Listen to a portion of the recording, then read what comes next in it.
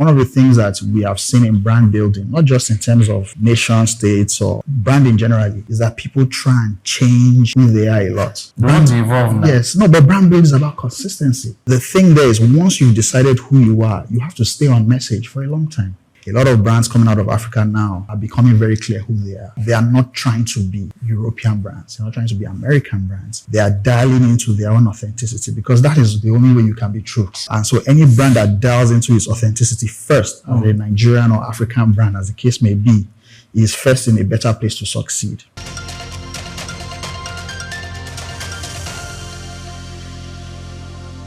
Welcome back to Just Africa, the program where we explore the ideas shaping Africa's people, productivity, and of course progress. Do well to follow us on all our social media platforms at Soup News TV, and of course subscribe to our YouTube channel at Just Africa Show. In this second conversation, we will be talking to a marketing and communications thought leader whose work in brand planning, marketing strategy, and content development has made him a standout voice in the industry. Join me to welcome Idiare Atimamo, whose expertise spans brand strategy, marketing, communications, and consulting, with a particular focus on helping businesses craft compelling narratives that resonate with audiences and drive measurable results. Welcome to the show today, sir. Thank you so much for having me. I do want to read out a plenty profile because it's so long. Yes. Is it the driving force behind Up in the Sky NG? And of course, you're a graduate of Marketing League's mini MBA, right? And you're a CEO of the same company. Yeah. Please, why did you focus on that area of specialty? Okay, thank you for having me once again. Yeah. Thank you. I studied psychology. Psychology. So yeah, I'm always been curious about why people make decisions. And I was lucky enough to find a space between that interest in why they make those decisions and commercial reasons. Because psychologists can go in the clinical. Yes. Yeah. Which is where many people think of. Yes, but mine has been more in the terms of business, consumer. Why do people buy what they buy? Yeah. Why do they love what they love in terms of products and brands? Yeah. So that has been my desire. So I started off from psychology, consulting, PR, advertising. I went to the client side at Etisalat, where I was a marketing manager, and then went off with my partner to start up in the Sky. This boys are looking like you're a juggernaut. It's a big word in there. Because in this fair, you're like the only person who can come now and say, okay, let's explain this thing. And you will give us hands-on, in-depth critique of it. I'll do my best. So, you studied businesses, or at least to a fair extent. Yeah. In Africa, first off, tell us, what is the common mistakes a lot of them make? In terms of what? Like in terms of branding and, of course... I think one of the things that people try and do is first they try and be relevant to everybody. That's where you miss it. If you ask a business owner today, who is your business for? And they said, everybody. Now you already know that there's a problem. You must always have a target audience for your product or service. However, what people do not realize is that having a target audience doesn't mean that people who are not in your target audience would like and buy your product. But when you have a target audience, your marketing efforts are focused, tailored, and you don't waste energy. You don't waste your marketing activities. Yeah. And what you see is that because of the way you engage the target audience you've designed, other people who are not in your target audience will want to key in. Yes, but it's like trying to find someone who wants to be friend to everybody. You have to wear so many faces, so many clothes, different types of shoes, different type of cars. But if you wanted to appeal to someone who liked a fast life, you will have a Lamborghini, you wear bright clothes, you live in a flashy house, right? Yes. And then some other people who don't look like that, but like that look, will still come and be your friend. Yeah. So that's one of the first things that, I always try and work with brands to say, let's drill down. Who are we for? Okay. From what you said now, I just picked something. Okay. Knowing your targeted audience. As a psychologist and as a marketer, as someone who is into business, how will you be able to identify, or how should business owner be able to know these are my target audience? Because just as the example you gave, you ask someone, who are your product for, and they tell you, for everybody. Yeah. So how can I know my target audience? That's why the best businesses and product development starts with research, consumer research, where you always start with an idea of your product and then you test it with different audiences and find what resonates and which audiences resonate the most with which parts of your product or the product at all. A lot of things that we see is that a lot of people do not take time to invest in consumer research before they launch a product or service. And then they are surprised when the things fail in the market because you went out on a wing and a prayer. You can't do that. You have to have some insight. And then that insight will allow you to either go back to change this or drop this or add this, to the portfolio mix of your product so that it comes out relevant to at least one clear target audience or two or three. Strategy in marketing is about starting off broad, right? You look at the whole field, the whole market. The next thing to do is to target. Where are we going? Yes. All these markets, which target audience do we go to? Once you zero down, the P part of STP, segmentation, targeting, and positioning, is now the P's. After we've designed who we want to meet, how do we speak to them? Where do we see them? How do we show ourselves to them? Okay. Now, is Africa brandy right now? The major challenge now, is it visibility or what is it exactly? Because we have seen so many brands that are big in size, Africa, but we also know that they are small in belief. So the problem now is it the challenge about visibility? I think one of the things is that we are not yet clear what we're about as global brands coming out of Africa. And to be fair, a lot of brands coming out of Africa now are becoming very clear who they are. Okay. They are not trying to be European brands. They're not trying to be American brands. They are dialing into their own authenticity because that is the only way you can be true. True. And so any brand that dials into its authenticity first, as a Nigerian or African brand, as the case may be, is first in a better place to succeed. That's the first thing. The next thing you would see is how do you show up, right? How do you reflect the value that you have? A lot of the way Africa has been branded has been unintentional, right? The images that resonate. Hitherto, it used to be, macheted faces, flies, around someone's face, and on the opposite side now, it is culture that is driving the way Africa is being branded with music, with film, with everything that we're doing from an entertainment and culture point of view, such that we can now dominate discussions. And we are not just viewed as a place to be pitied, right? And commercial brands are now seeing the value in associating with Africa.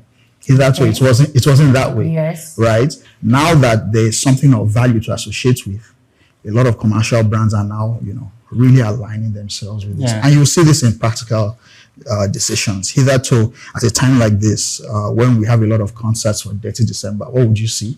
People flying in, musicians from all across the world. Now it's our homegrown. Although they are charging us premiums, but at least they are homegrown. Even if 60% or 70% of what we pay them is kept in Nigeria or Africa, that's a plus. So that's what I would say. So should we say that is due to credibility?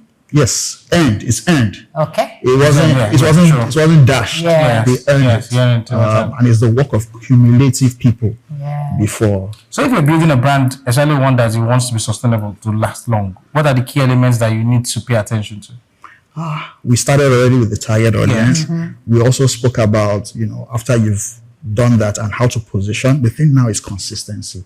One of the things that we have seen in brand building, not just in terms of nation states or branding generally, is that people try and change who they are a lot. Brands evolve now. Yes, no, but brand building is about consistency. How does that now? That is a conflict. There's evolution and then there's yes. The thing there is, once you've decided who you are, you have to stay on message for a long time. So that people will hear the first time, they ignore. The third time, they ignore. The fourth time, the fifth time. The 10th time, then it will register. And then you keep saying it for the next 15 times. It's the consistency in your messaging that is lacking in a lot of brand building efforts, both at the business level and even individual brands. People want to be something today, tomorrow they want to be another thing. No. If it's not paying, you go. Exactly. Because you can be consistent doing something Yes, that's and not paying. it's not paying. But let me give you an off-field example. You know the boss lady, boss auntie. Yeah. Boss auntie was standing in front of bosses for 2 years. Oh, that one. Take a picture of the red buses in London. Nobody really paid attention but to she was her. doing it for 2 years. These boys, I don't know the name of the group. It's a Hausa rap group, right? That their song is blowing up all over. Those boys had been promoting their songs for nearly 7 months. Nobody cared. Nobody cared. But just the one song, they stayed on it, and then it flipped around. So what happens is sometimes you have to be patient in repeating what you believe is correct. That's true. Not always That's jumping what I and say. trying to change this. Be consistent. Once you've decided that this is what you want to represent yourself, hammer at it. Keep going until the world catches up with your point of view. Sometimes, So there's no timeline to this. which is why you have to do the sharpening of your axe before you cut, so that you are Okay. sure of what you want to be and say before you go out. Because once you go out, you know that you are in for the long haul. You're going to stay for a while. You see a lot of businesses. In fact, they say in just local parlance, a business that will survive, you would know in the first 6 months. True. Is that true? True. But I mean, but again, if you take more than 6 months to begin to make money, does that mean you know? No, that's the other thing. The other problem with let's speak about Nigeria. Is that a lot of Nigerian businesses surprisingly are overcapitalized. I'm sure that sounds interesting to you. Yeah. I'll tell you what it means. It means that when people start businesses, they tend to overinvest in things they don't need at a start level. Okay. So, in other words, you're overcapitalized. You just started a business, you've rented an office, you already have a receptionist, you already have a staff car. Where is the business to justify what you've done? Is that not where packaging comes in? Yes, but there are two types of costs, right? Because those are costs. There's value-adding costs, there's non-value-adding costs. When you launch a business, having a pool car that is not really going anywhere, but it's branded your business name. It's good for positioning, but where is it going? True. Is it part of the delivery of your product or service? If it is not, it's a non-value-adding cost. So these are some of the things that people need to know when they start off. You start small, start lean with what you need, and then you build up. A business is really, an entity that is generating revenue. Yes. So until you are generating revenue to justify your investments in non-value-adding things, when you're a billion or naira business, you can do non-value-adding things. It doesn't cost the business much. But when you're just starting out, every spend must be value-adding. I think that's the way to view it. Oh no, you were still going on before we interrupted you. You were still talking about some of the elements. What was I talking about? I mean, a business that wants to be sustainable. What do they need? What do you You need? talked about target. You talked about Audience, and I talked about the consistency of the message. If I wanted to just keep it wrapped, that is where I'll keep it, because if you give people too much information, it's an overload. Yes, if you take it out of this interview we have, that these are the 3 things to focus on, you are in a good place, I believe. So wait, we're talking communication now. I'm sorry, every time we hear marketing, especially those of us who don't even like it in You marketing, think it's the same? I'm sorry. Somebody out there is thinking, I don't want to be a marketer because obviously the first is the target, right? Yes. And you want to advise somebody in terms of marketing strategy. What would you tell that person who is a marketer or a very young person who enters into marketing? What do they need to know in a very fierce industry like ours? Succeed. Yeah, succeed. It's a very wonderful question you've asked. Also because it carries the burden of misunderstanding that people have. A lot of what people call marketing is sales, right? Marketing. Are they wrong? They are wrong. So marketing is creation of demand. Everything you do to create demand is marketing. Sales, everything you do to fulfill the demand. So let me give you an example. The people on the road carrying the actual product, selling it, that's sales. The people who build the brand that makes you stop and say, I've heard of this brand. Okay. That's marketing. So they have created the demand for that thing before you saw it, right? So if we keep it basic like that, if you are interested in marketing, one of the key things you must understand is what I love the most: human beings. Yeah. You must be a student of human nature, because human nature has not changed in hundreds of years. We like to love, to be appreciated, to laugh, to find things funny, to point at something that is funny, And if you understand human nature, you will always be relevant in the game in town. Today is AI. Last year it was something else that people are talking about. But if you are in this field of marketing and you understand that human beings are the stable currency, your understanding of them is how you remain relevant. No matter what is in focus or not in focus, you always be relevant to this game. Wow. Okay, so now we're talking about valuable assets and invaluable expenses. As well. Value adding, non-value adding. Yes. I'm going to put that down to this marketing and sales. So if you're starting up a business, which of these two should you start with first? Which one? Marketing or sales? Both. You need both. Okay. You first need to... So you have a marketer, you have a sales rep, there's a problem. No, you can't have both. You need some people to create demand. You need some people to fulfill the demand. Okay. Right? It's like the way, let me give an example of a bank because we understand that. A bank has a branch.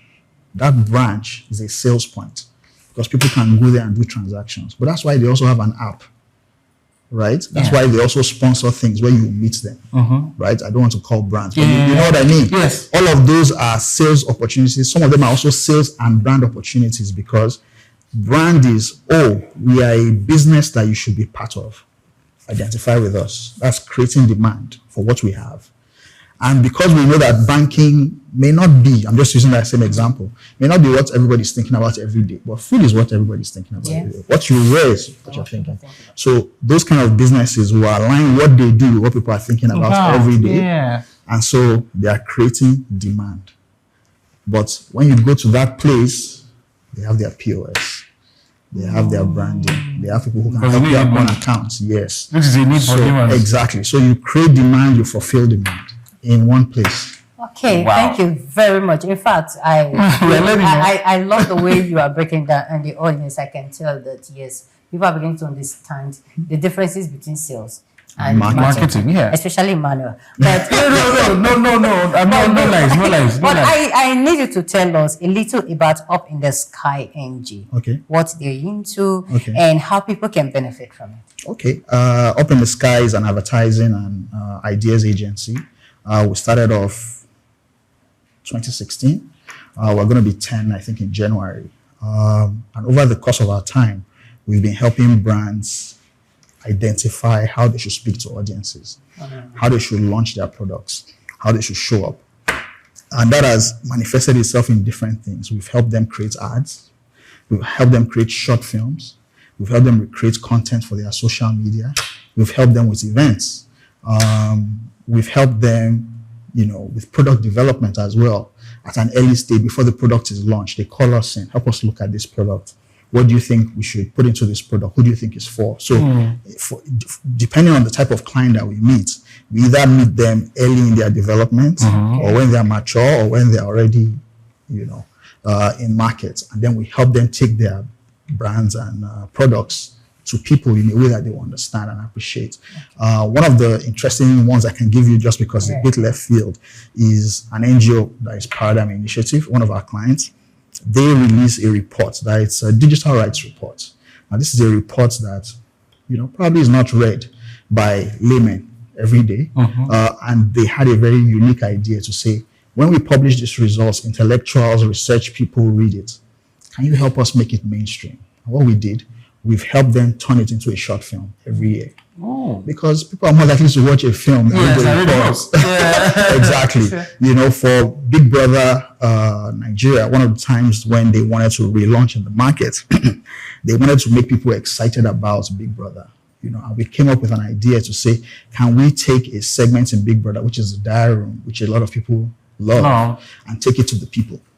So we helped them with some past Big Brother contestants, and we went into malls with them, and we had developed this list of trivia that only true fans would know, and it was just bonkers. You can imagine asking, people who follow Big Brother religiously questions to show whether they really know the show or not, and they were winning things. So those are some of the unorthodox, deployments, that we have used so that people can with the brand? The brand, exactly. Buy into it, creating demand and sometimes fulfilling demand for the products and services. In businesses, many of them feel like when they're not making money, there's something that they're doing wrong, right? And sometimes they'll think it's maybe they are not paying so much or putting so much into the visibility or branding of the business, and then you see them invest so much, and then it still doesn't translate into profit. Yes. What could be the problem?